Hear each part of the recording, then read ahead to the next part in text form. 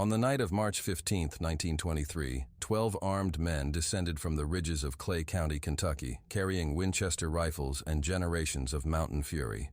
By dawn on March 16th, 10 people lay dead across 14 miles of Appalachian wilderness. All adults, all eliminated with hunting rifles and shotguns during what locals would call the darkest night in eastern Kentucky history. The perpetrators, the Thompson family, father and sons working together like a pack of wolves hunting prey. Kentucky State Police would later classify it as the most systematic rural massacre in Appalachian history. But the reason behind the bloodshed wasn't land disputes, wasn't coal rights, wasn't even a blood feud passed down through generations like so many mountain conflicts before it. It was a stolen moonshine recipe worth more than gold in the dry counties of Prohibition-era Kentucky, and one family's unshakable belief that some thefts could only be answered with blood. If you have the courage to hear this story, leave your like and subscribe to the channel, but I warn you, this narrative contains extreme violence based on real events that tore apart an entire community and left scars that lasted for decades. Clay County, Kentucky sprawled across 471 square miles of some of the most isolated terrain in eastern Appalachia in 1923. The Cumberland Mountains rose like ancient barriers, their peaks shrouded in morning mist that never quite burned off, their hollows so deep and narrow that some places never saw direct sunlight. Population hovered around 18,000 souls scattered through communities with names like Oneida, Big Creek, and Goose Rock. Places where families had lived for generations without ever traveling more than 20 miles from where they were born. March in those mountains meant temperatures that could swing from freezing at dawn to 60 degrees by afternoon, depending on which side of the ridge you called home. The air carried the smell of wood smoke from countless chimneys, mixed with the earthy scent of creek water running cold over limestone and the sweet aroma of apple blossoms starting to bloom in hidden orchards. At night, when fog rolled down from the ridges like ghostly fingers, you could hear the distant howl of wildcats and the closer sound of hound dogs baying after raccoons. But 1923 was a year of opportunity for those willing to take certain risks in Appalachian Kentucky. Prohibition had been the law of the land for 3 years, and while city folks might complain about the lack of legal liquor, mountain people saw nothing but profit in the government's foolish attempt to legislate morality. The same hollows and ridges that had hidden their ancestors from tax collectors and revenuers during the Civil War now provided perfect cover for an industry that could make a poor mountain family wealthy beyond their wildest dreams. Clay County had always been moonshine country. The combination of pure mountain spring water, abundant corn, and generations of distilling knowledge passed down from Scottish and Irish immigrants created conditions perfect for producing the finest illegal whiskey in Kentucky. Every holler had at least one still hidden among the laurel thickets. Every family had recipes that were guarded more carefully than family Bibles. And every community had men willing to kill to protect those secrets. The federal government had stationed revenue agents throughout eastern Kentucky, but they were outsiders who stuck out like city suits in a barn dance. Local sheriffs were either bought off, related to the moonshiners, or smart enough to understand that some laws weren't worth enforcing when they meant going up against men who knew every tree and rock for miles around. In Clay County, the real law wasn't written in government books. It was written in blood, tradition, and the understanding that a man protected what was his, no matter the cost. Ezekiel Thompson was 58 years old that March, though the mountains had aged him beyond his years. He stood 6 feet 2 inches, lean and hard as hickory, with hands scarred from decades of farm work and arms strong enough to swing a splitting maul all day without tiring. His face was weathered leather, carved by wind and sun, and the kind of hard living that mountain people accepted as their birthright. A thick beard, more gray than black now, covered the lower half of his face, but couldn't hide the determined set of his jaw or the cold intelligence in his pale blue eyes. Every morning, Ezekiel woke before dawn in the log cabin his grandfather had built in 1847. He would kindle the fire, make coffee in a battered tin pot, and sit on his front porch watching the sun creep over Pine Mountain while he smoked his first pipe of the day. The tobacco was grown on his own land, cured in his own barn, and mixed according to a formula he'd learned from his father. Like everything else in Ezekiel's life, it was a family tradition that connected him to generations of Thompson men who had worked this same land, breathed this same air, and defended this same ground against anyone foolish enough to challenge them. Ezekiel had married Sarah Mitchell in 1885, bringing together two of the oldest families in Clay County. They had raised 7 sons together, each one taught from childhood that Thompson land, Thompson traditions, and Thompson honor were sacred things worth dying for. Sarah was 54 now, a small woman whose gentle appearance masked the iron will that had helped her survive 38 years of mountain life. She could birth a calf, preserve enough food to last through winter, and shoot a rifle with deadly accuracy when circumstances required it. What Ezekiel valued most wasn't money, though God knew they needed it with 7 grown sons to provide for and precious little legitimate work available in Clay County. What he valued was respect, the kind that came from being known as a man whose word was absolutely reliable, whose friendship was valuable, and whose anger was something to be avoided at all costs. The Thompson name meant something in these mountains, had meant something for 3 generations, and Ezekiel intended to make sure it continued meaning something long after he was buried in the family plot on the ridge behind his cabin. The moonshine operation that had made the Thompson family wealthy beyond mountain standards wasn't just about corn liquor. It was about a recipe that Ezekiel's grandfather had brought from Scotland in 1843, modified over decades of experimentation until it produced whiskey so smooth and potent that customers would travel from as far away as Lexington and Louisville to buy it. The recipe was written in Ezekiel's grandfather's hand on pages torn from a family Bible, hidden in a metal box buried beneath the floorboards of the Thompson cabin. Only Ezekiel and his oldest son, Marcus, knew its exact location and complete contents. That recipe was worth more than the Thompson farm, more than their livestock, more than everything they owned combined. During Prohibition, when quality whiskey was scarce and demand was unlimited, the right recipe could set a family up for life. The Thompson formula produced whiskey that sold for 3 times the price of ordinary moonshine, whiskey that had earned a reputation from the coal fields of eastern Kentucky to the bourbon country around Louisville. The Garrett family lived 8 miles east, up Troublesome Creek, in a holler so narrow that their cabin sat in shadow most of the day. William Garrett was 45 years old, built thick and powerful from years of logging work, with red hair and a temper that had gotten him into more fights than he could count. He had 5 sons of his own, ranging in age from 25 down to 16, all of them raised to believe that taking what you needed was more important than asking permission. These weren't evil men by mountain standards. They worked hard when work was available, attended church when the circuit preacher made his monthly rounds, and helped neighbors during times of trouble. But they were also men who lived by the ancient law of the mountains, the law that said a clever man took opportunities when they presented themselves, and a strong man kept what he took. The Garretts had been making moonshine for 2 generations, but their product was rough, harsh, the kind of whiskey that burned going down and left customers with splitting headaches the next morning. They sold it cheap to loggers and coal miners who couldn't afford better, but they watched with growing resentment as the Thompsons built prosperity on whiskey so fine that wealthy men from the cities made special trips to Clay County just to buy it. For months, William Garrett had been trying to discover the secret of Thompson whiskey. He'd questioned customers, tried to bribe Thompson employees, even attempted to follow Marcus Thompson to the family still hidden somewhere in the maze of hollows north of Pine Mountain. But the Thompsons kept their secrets well, and William's frustration grew into an obsession that consumed his thoughts and poisoned his sleep. The theft occurred on the night of March 10, 1923, 5 days before the massacre that would make Clay County famous throughout Kentucky. Ezekiel Thompson had hidden the recipe in what he believed was the most secure location possible, a metal strongbox buried 3 feet underground beneath the stone foundation of his cabin. The box contained not just the whiskey formula, but also the Thompson family's savings, nearly $800 in gold and silver coins accumulated over years of successful moonshine sales. William Garrett and his 2 oldest sons, Thomas and Robert, had spent weeks watching the Thompson place, learning the family's routines, waiting for the perfect opportunity. On March 10th, with Ezekiel and most of his sons away delivering whiskey to customers in Lexington, only Sarah Thompson and her youngest boy, 16-year-old Daniel, remained at the cabin. The Garretts struck just after midnight, overwhelming the small family through sheer numbers and the element of surprise. They bound Sarah and Daniel with rope, then systematically tore apart the cabin looking for anything valuable. When they found the loose floorboards and the metal box beneath, William Garrett knew he had discovered something more precious than simple money.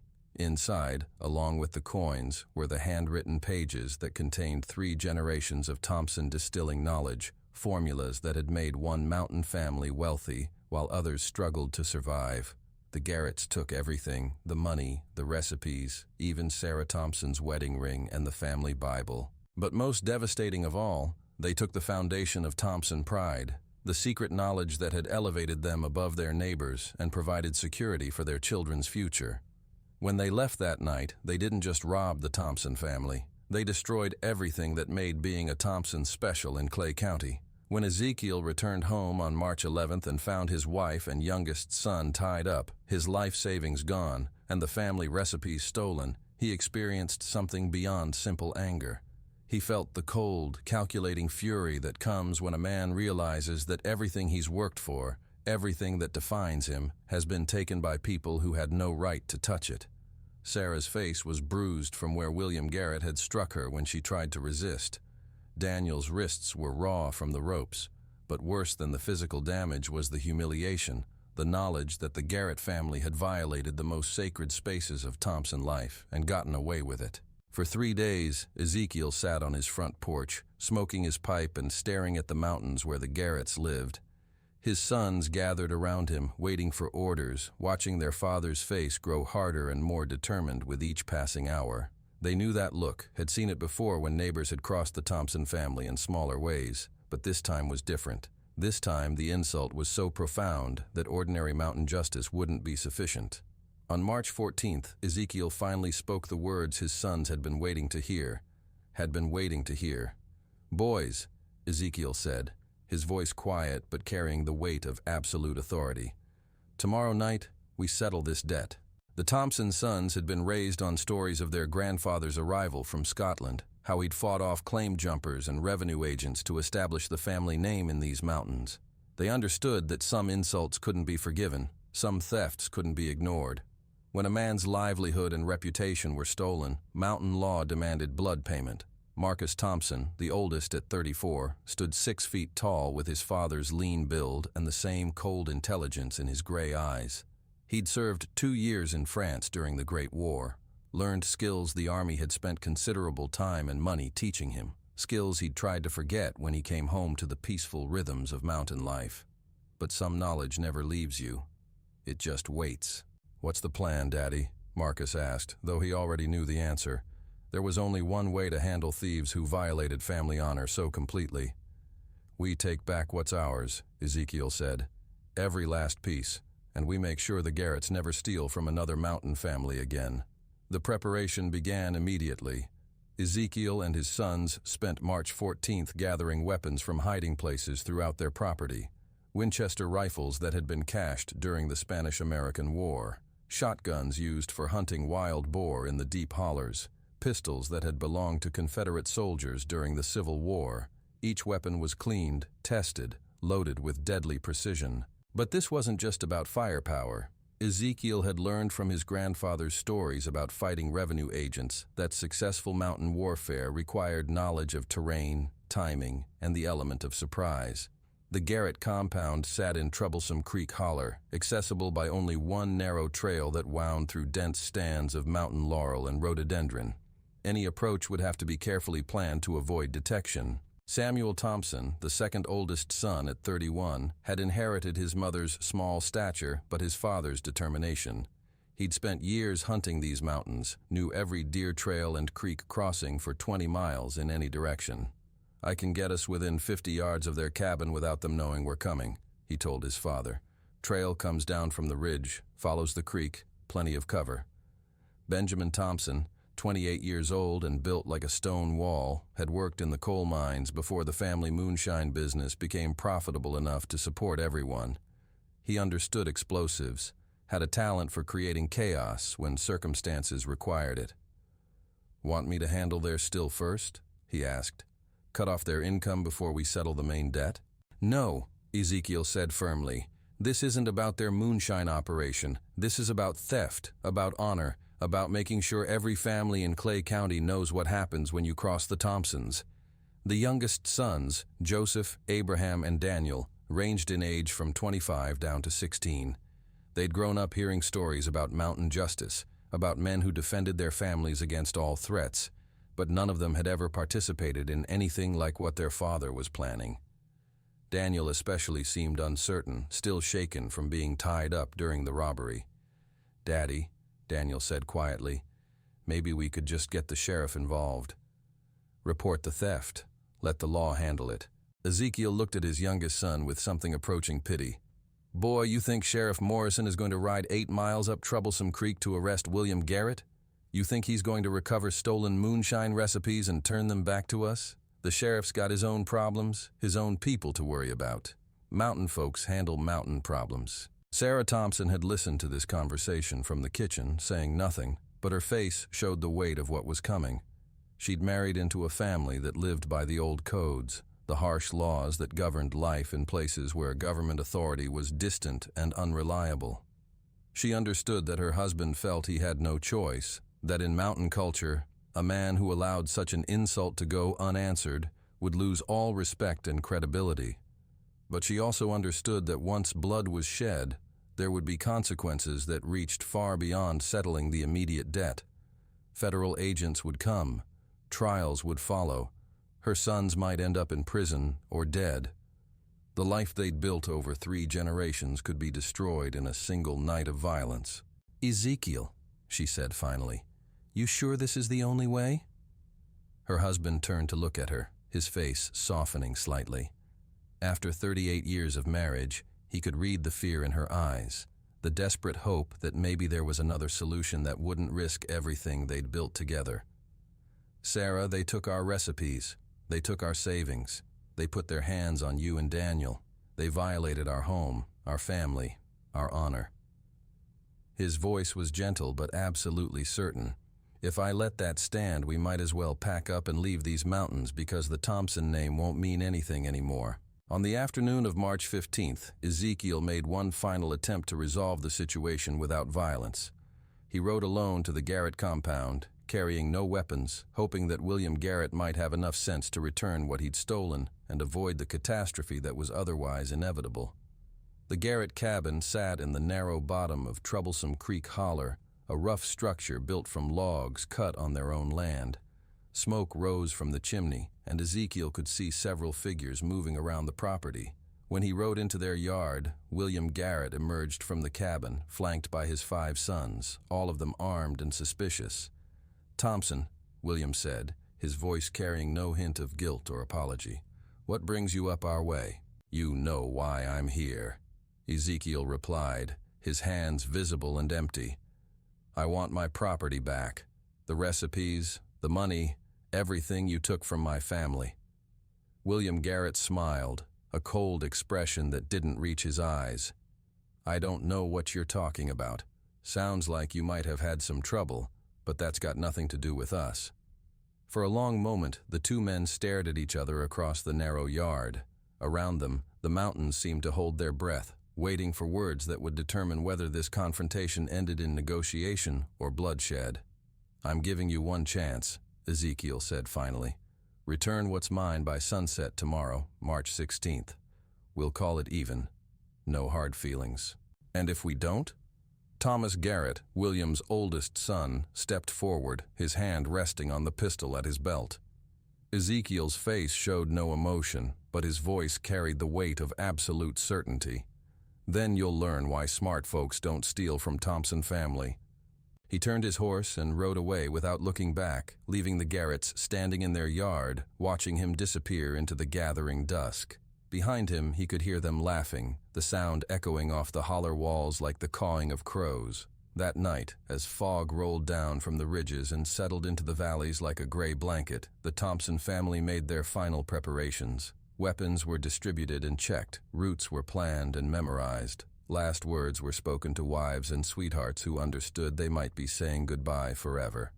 At 11:30 on the night of March 15th, 1923, 12 armed men left the Thompson compound and melted into the Appalachian darkness. They moved like ghosts through terrain they'd known since childhood, following deer trails and creek beds that would bring them within striking distance of their targets. The temperature had dropped to near freezing, and their breath made small clouds in the cold air as they climbed toward the ridge that overlooked Troublesome Creek. What happened in the next 6 hours would transform a simple family into legend, turn a local dispute into the most notorious massacre in eastern Kentucky history, and prove that in the mountains of Appalachia, some debts could only be paid in blood. At the head of that column of armed men, Ezekiel Thompson moved through the forest with the steady purpose of a man who had made his peace with what was coming. Behind him, his sons followed in silence, carrying weapons and the weight of family honor that demanded satisfaction. The Moonshine recipe that had started this conflict was just paper and ink, but the principle it represented, the idea that Thompson property and Thompson dignity were sacred things, that principle was worth any price. By dawn, the mountains of Clay County would be forever changed, marked by violence that would be remembered and whispered about for generations. But for now, in the cold darkness of March 15th, there was only the soft sound of boots on frozen ground, and the determination of men who had decided that some insults could never be forgiven. The final confrontation began at 12:47 a.m. on March 16, 1923, when Ezekiel Thompson and his 11 armed companions reached the ridge overlooking Troublesome Creek. The temperature had dropped to 28 degrees, and frost covered the dead leaves beneath their feet, making each step crunch softly in the mountain silence. Through the bare branches of oak and hickory trees, they could see the Garrett compound below, 3 rough cabins arranged around a small clearing, with smoke still rising from chimneys and lamplight flickering in windows. Ezekiel crouched behind a fallen chestnut log, studying the layout through field glasses his oldest son Marcus had brought back from France. The main cabin housed William Garrett and his wife. The second structure sheltered Thomas and Robert Garrett, both married with young children. The third building served as quarters for the 3 younger Garrett sons and visiting relatives who'd come to help with the expanding Moonshine operation.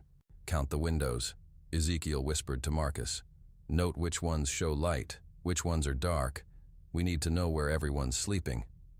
Marcus had fought in the Meuse-Argonne offensive, had learned to assess enemy positions under conditions far more dangerous than a mountain holler in Kentucky. His trained eyes cataloged details that would matter in the coming assault. Main cabin has 4 rooms, 2 showing lamplight. Probably William and his wife still awake. Second cabin's got 3 windows lit. Could be 6 or 7 people inside. Third building's mostly dark except for 1 room in the back. Samuel Thompson, who'd scouted this area for 3 days, pointed toward the creek that ran behind the cabins. Trail comes down from the north ridge, follows the water, gives us cover almost to their back doors. Dense laurel thicket on the east side. Good concealment if anyone tries to run that direction.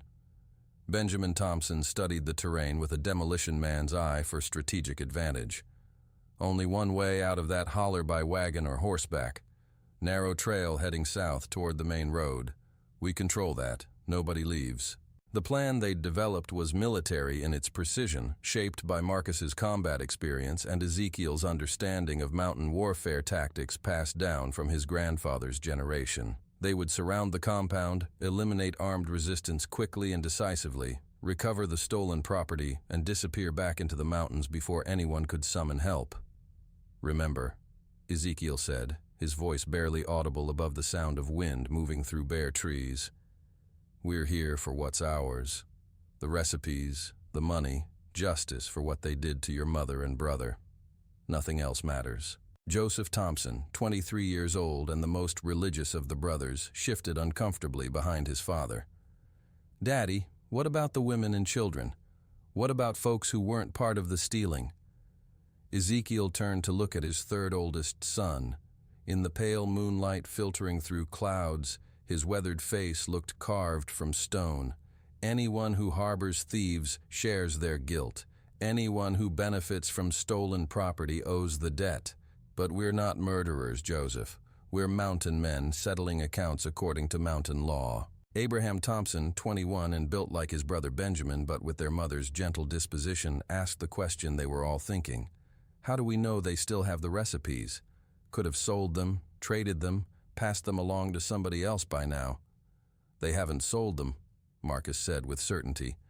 "I've been watching their operation for 3 days.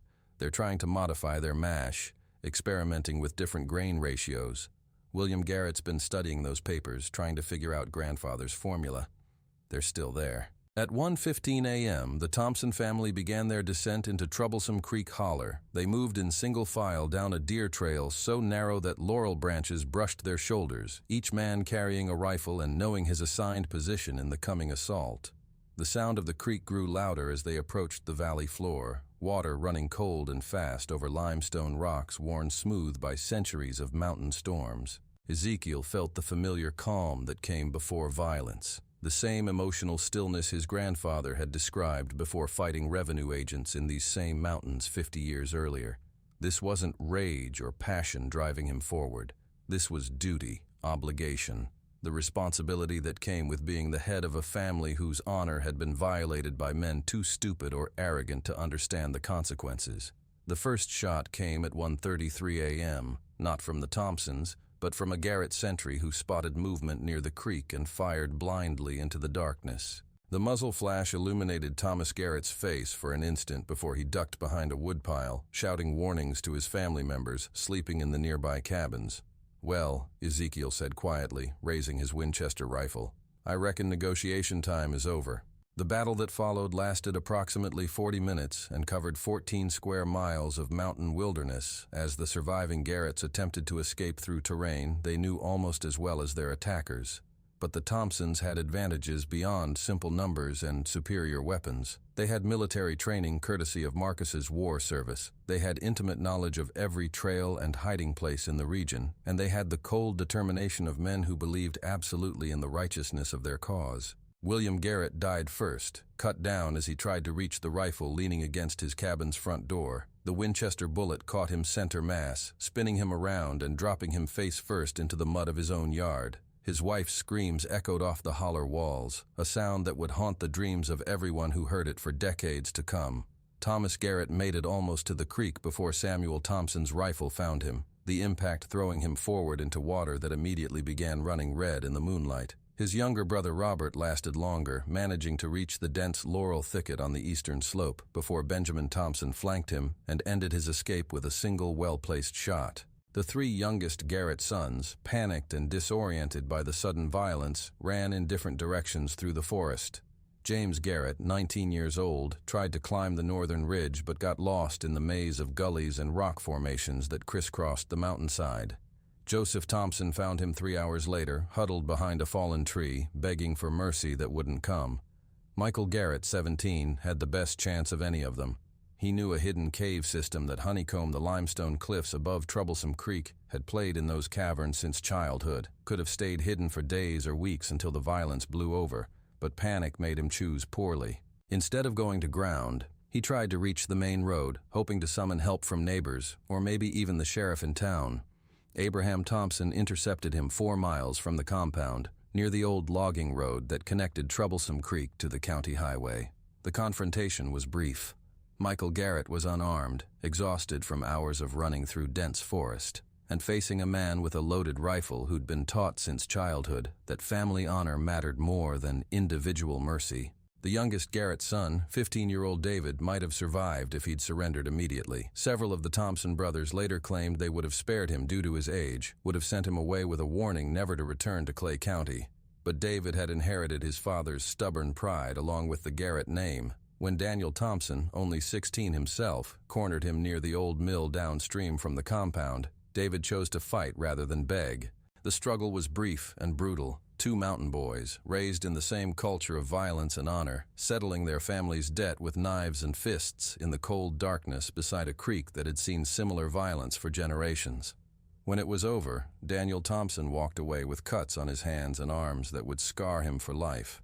But he was alive. David Garrett wasn't. By 2:15 a.m., the shooting had stopped. 10 members of the Garrett family lay dead across 14 miles of mountain wilderness, from the compound itself to the logging roads that led toward civilization. The Thompson family had achieved their objective with military efficiency, but the cost was higher than any of them had anticipated. Marcus Thompson found his father standing in the main Garrett cabin, holding the metal strongbox that contained their stolen recipes and money. Ezekiel's hands were steady, but his face showed the weight of what they'd accomplished. Around him, the cabin was destroyed, furniture overturned, windows shattered by gunfire, blood staining the rough wooden floors.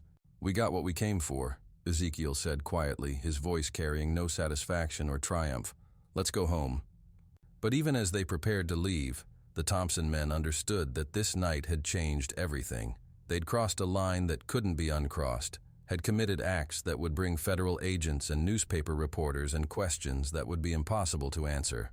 The mountain code that had justified their actions wouldn't mean anything to prosecutors in Frankfurt or judges in federal court. Sarah Thompson was waiting on the front porch when her husband and sons returned at dawn, the metal strongbox containing their recovered property clutched in Ezekiel's weathered hands. She didn't ask what had happened in Troublesome Creek Holler. The expressions on their faces, the blood on their clothes, the hollow look in their eyes told her everything she needed to know. "How many?" she asked simply. "All of them," Ezekiel replied. "Every last one who had a hand in robbing us." Martha Thompson, Marcus's wife, emerged from the kitchen where she'd been pacing for hours, unable to sleep while her husband and brothers-in-law settled their family's debt with violence.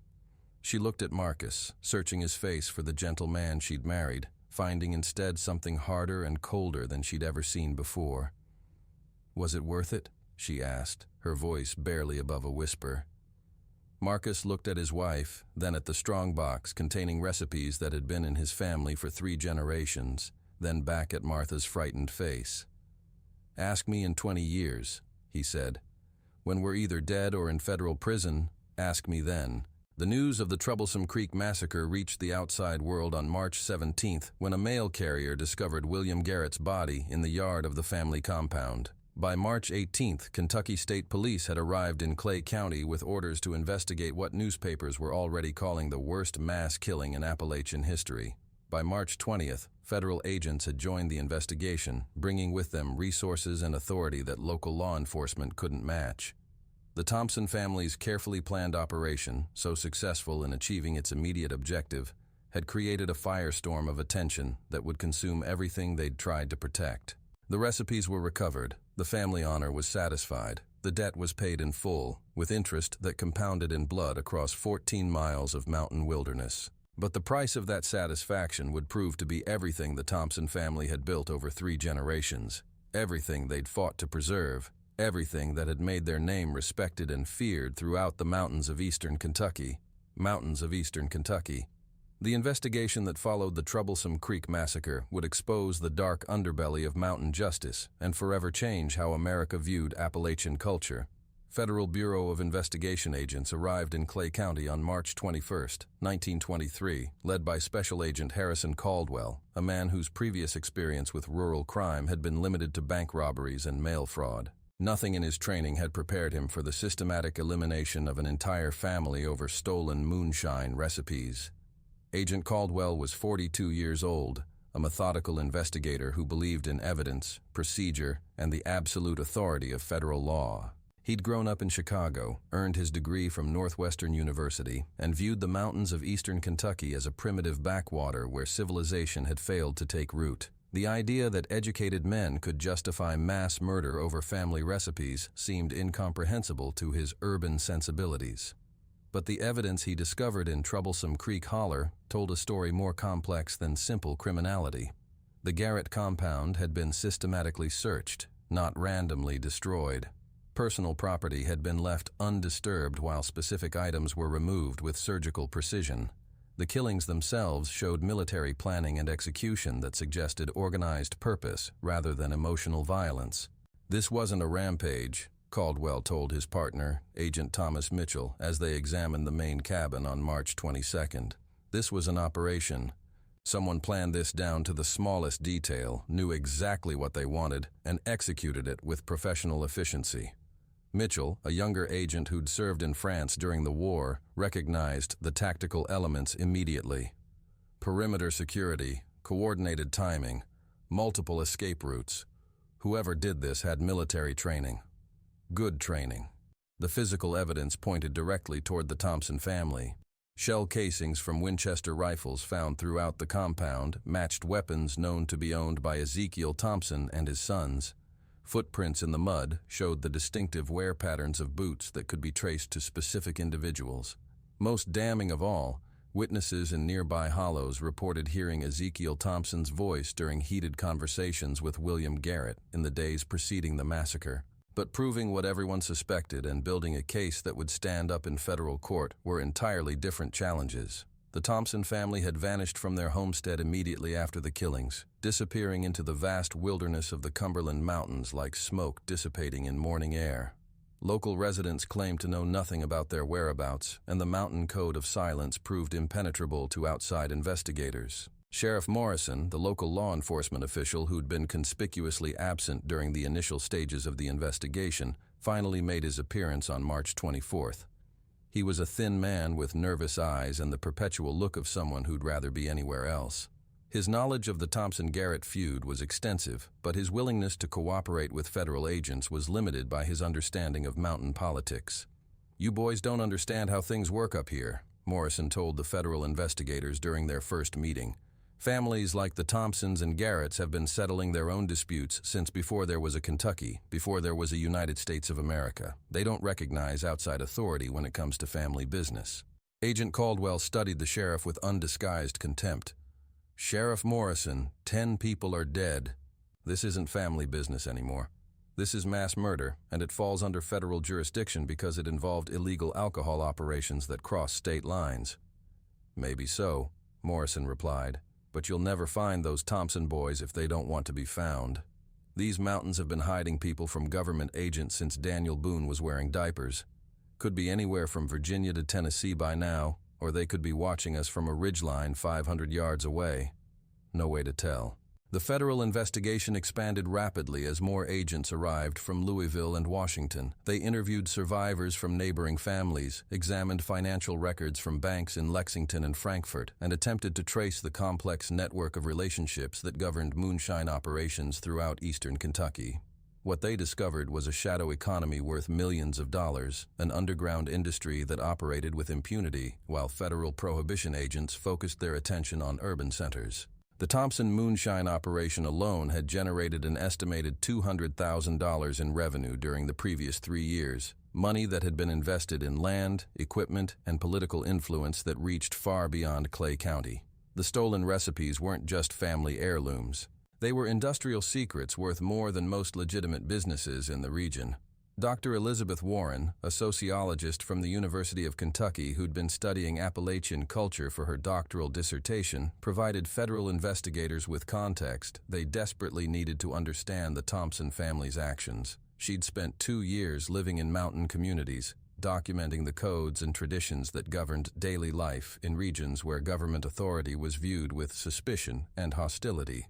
"You have to understand," Dr. Warren explained during a meeting with Agent Caldwell on March 28th, "these people aren't criminals in the conventional sense. They're operating under a legal and moral system that predates American law by centuries. In their worldview, theft of family secrets isn't just robbery. It's an attack on everything that defines their identity, their place in the community, their children's future." Caldwell remained unconvinced by academic explanations for mass murder. "Doctor, I don't care what cultural traditions these people follow. They killed 10 human beings in cold blood. There's no justification for that kind of violence in civilized society." "That's exactly my point," Warren replied. "They don't consider themselves part of civilized society as you define it. They have their own civilization, their own rules, their own methods of justice. The Thompson family wasn't breaking their law. They were enforcing it." The breakthrough in the investigation came on April 2nd, when federal agents raided a cabin near Pineville and discovered Marcus Thompson hiding in a root cellar beneath the kitchen floor. He'd been wounded during the massacre, a bullet grazed across his left shoulder that had become infected during 2 weeks of hiding in the mountains without proper medical care. Fever and delirium had driven him to seek shelter with distant relatives who'd tried to nurse him back to health. Marcus Thompson was transported to the federal courthouse in Louisville under heavy guard, his condition serious enough to require hospitalization before questioning could begin. When Agent Caldwell finally interviewed him on April 6th, he found a man who showed no remorse for his actions and no willingness to cooperate with federal authorities. "Mr. Thompson," Caldwell began, "you're facing charges that could result in the death penalty. Multiple counts of first-degree murder, conspiracy, illegal weapons possession. If you cooperate with our investigation, if you help us locate your father and brothers, we might be able to work out some kind of arrangement. Marcus looked at the federal agent with the same cold intelligence that characterized all the Thompson men. Despite his physical weakness from the infected wound, his voice was steady and certain. "Agent Caldwell, I don't recognize your authority to judge what my family did. We were defending our property, our honor, our way of life against thieves who violated every code that matters in these mountains. You killed 10 people over moonshine recipes. We executed 10 thieves who stole from the wrong family," Marcus corrected. "There's a difference, though I don't expect you to understand it." Caldwell tried a different approach, appealing to Marcus's military service and presumed respect for legitimate authority. "You served in France, fought for American democracy. How can you justify turning your back on American law?" Marcus was quiet for a long moment, staring out the hospital window at the Louisville skyline, so different from the mountain ridges that had shaped his entire worldview. When he finally spoke, his words carried the weight of absolute conviction.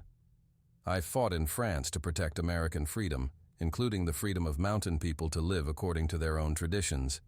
The Garrett family violated those traditions when they stole from us. They chose their fate when they refused to make it right. Everything that happened after that was justice, not murder." The federal government's case against the Thompson family faced significant challenges despite the overwhelming evidence of their guilt. Public opinion in eastern Kentucky overwhelmingly supported the Thompsons, viewing them as defenders of mountain rights against federal overreach. Potential jurors from the region would be impossible to find who didn't have strong opinions about the case, and those opinions generally favored the defendants rather than the prosecution. More problematic still was the difficulty of apprehending the remaining Thompson family members. Ezekiel and his other sons had vanished so completely into the mountain wilderness that federal agents began to question whether they were still alive. Search parties using bloodhounds, local guides, and military tracking techniques found no trace of their passage. It was as if they'd been absorbed by the mountains themselves, becoming part of the landscape that had sheltered their ancestors for generations. The political implications of the case reached Washington, where Attorney General Harry Daugherty was already dealing with the corruption scandals that would eventually destroy the Harding administration. The last thing the federal government needed was a protracted manhunt in the mountains of Kentucky that would generate negative publicity and raise questions about the effectiveness of prohibition enforcement. On April 15th, Daugherty met with FBI Director William Burns to discuss the Thompson case and its potential impact on federal law enforcement credibility. The conversation, recorded in confidential memoranda that wouldn't be declassified until the 1970s, revealed the political calculations that would ultimately determine the fate of the investigation. "This mountain feud is becoming a public relations nightmare," Daugherty told Burns. "Newspaper editorials are portraying the Thompsons as folk heroes standing up to federal tyranny. We're getting letters from congressmen asking why we're wasting resources hunting moonshiners instead of focusing on real crime in the cities." Burns, a veteran investigator who understood the importance of federal authority, argued for continuing the manhunt regardless of political pressure. "Mr. Attorney General, if we let these mountain people think they can murder federal witnesses and escape prosecution, we'll lose all credibility in rural enforcement. Every moonshiner from Georgia to West Virginia will think he's above federal law, and if we spend the next 5 years chasing ghosts through mountain hollows while real criminals operate with impunity in Chicago and New York, we'll lose credibility everywhere else," Daugherty replied. "Sometimes you have to choose your battles." The compromise they reached would satisfy neither complete justice nor complete political expediency. Marcus Thompson would be prosecuted to the full extent of federal law as an example to other would-be mountain vigilantes. The search for his father and brothers would continue, but with reduced resources and lower priority. If the remaining Thompsons were captured, they would face trial. If they remained hidden in the mountains, the federal government would eventually declare them fugitives and move on to other priorities. Marcus Thompson's trial began on June 4, 1923, in the federal courthouse in Louisville. The prosecution, led by Assistant Attorney General Raymond Cross, presented overwhelming evidence of premeditated murder committed with malice aforethought. The defense, handled by Louisville attorney Samuel Morrison, argued that his client had acted in accordance with traditional mountain law to recover stolen property and defend family honor.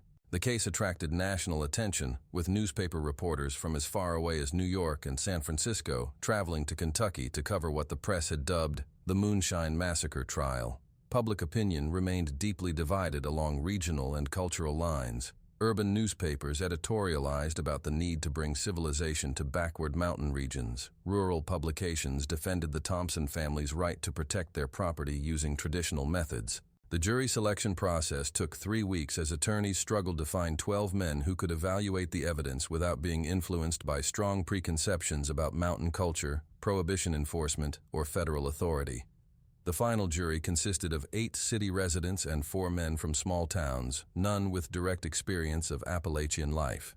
During opening statements, Prosecutor Cross painted Marcus Thompson as a cold-blooded killer who had participated in the systematic execution of 10 innocent people over a civil dispute that should have been resolved through legal channels. "Ladies and gentlemen of the jury," Cross said, "the defendant wants you to believe that family honor justifies mass murder. He wants you to accept that stolen recipes are worth more than human lives. But civilized society cannot function if every man becomes judge, jury, and executioner in his own cause." Defense attorney Morrison took a different approach, arguing that his client had acted in self-defense against thieves who had threatened his family's survival in a region where government protection was non-existent. Marcus Thompson served his country with honor in France, risking his life to defend American values. When he returned home, he found those same values under attack by criminals who violated the most sacred bonds of mountain society. He did what any reasonable man would do under similar circumstances.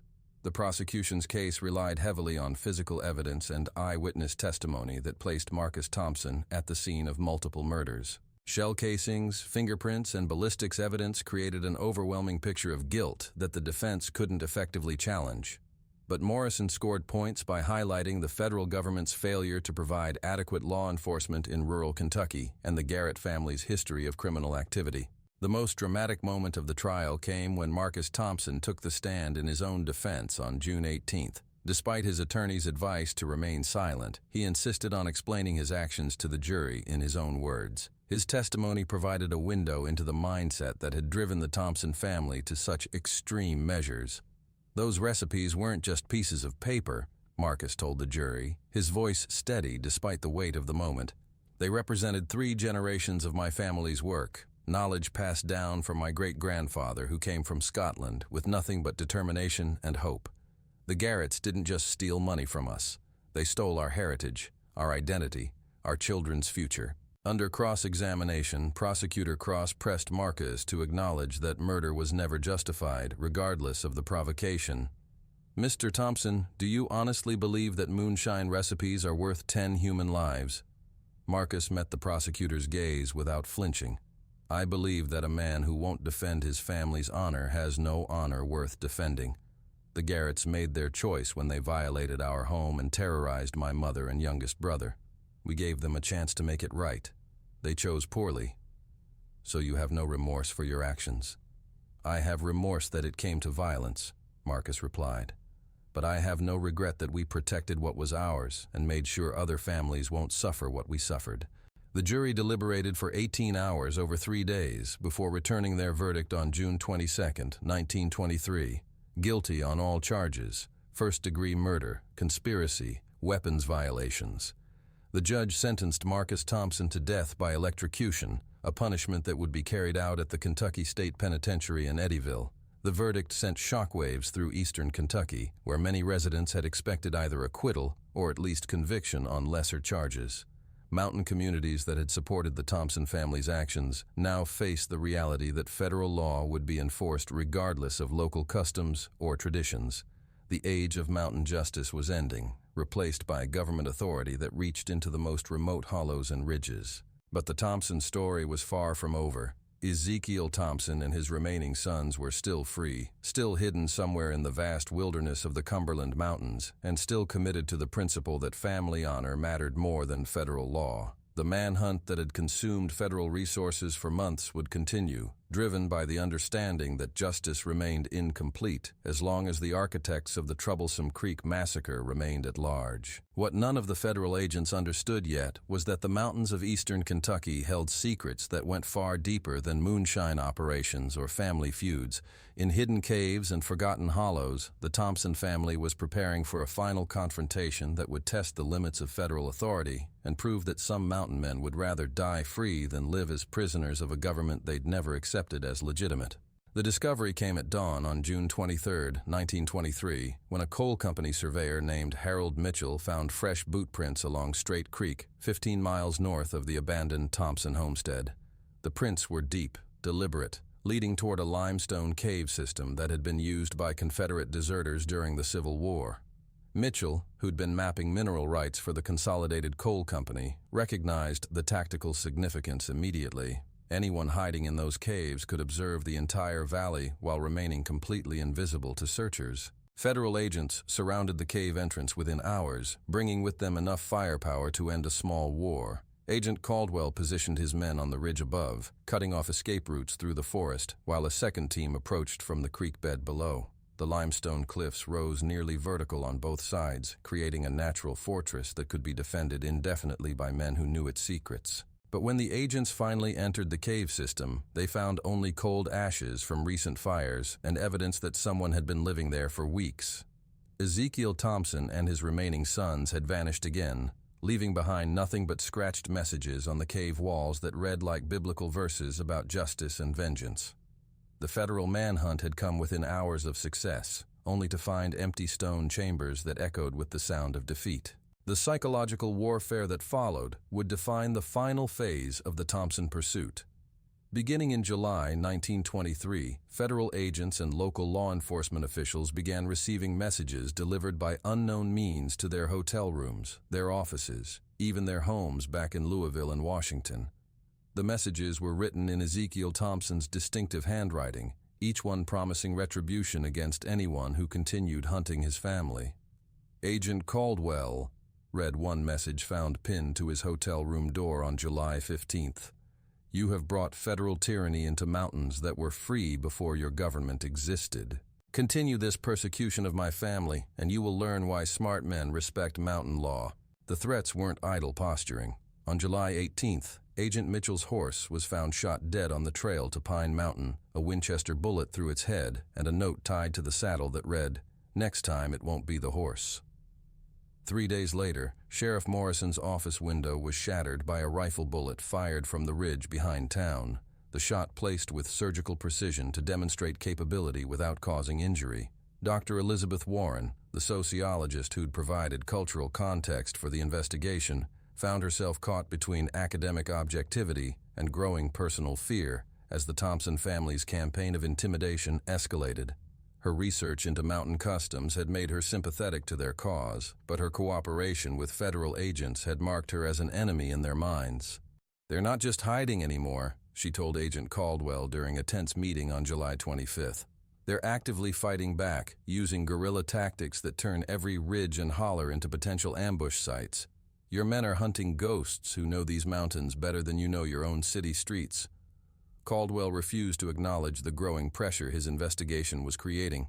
"Doctor, we don't negotiate with murderers, regardless of their tactical advantages. The Thompson family will be brought to justice, even if it takes years to accomplish." But privately, the federal agent was beginning to understand the impossible nature of his assignment. His superiors in Washington demanded results while providing insufficient resources for a proper manhunt. Local residents actively hindered the investigation through passive resistance and outright lies. The mountain terrain itself seemed designed to frustrate outside authority, offering countless hiding places and escape routes known only to families who'd lived there for generations. The break in the case came from an unexpected source.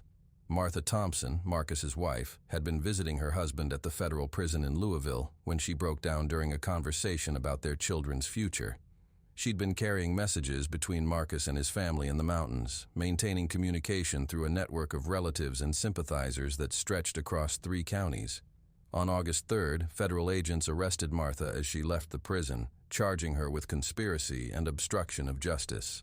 Under interrogation, she revealed that Ezekiel Thompson and his sons were planning one final operation that would either end the manhunt permanently or result in their deaths. They'd grown tired of hiding, tired of living like hunted animals in caves and abandoned cabins, tired of watching their family name become synonymous with federal fugitives. He says he's too old to spend the rest of his life running from government agents, Martha told investigators through her tears. Says he'd rather die fighting than live in shame. The boys feel the same way. They're planning something that'll make you stop hunting them one way or another. Agent Caldwell pressed for details about the Thompson family's location and intentions. But Martha's knowledge was limited to fragments of information passed through intermediaries. She knew they were still in the Cumberland Mountains, probably within 50 miles of their original homestead.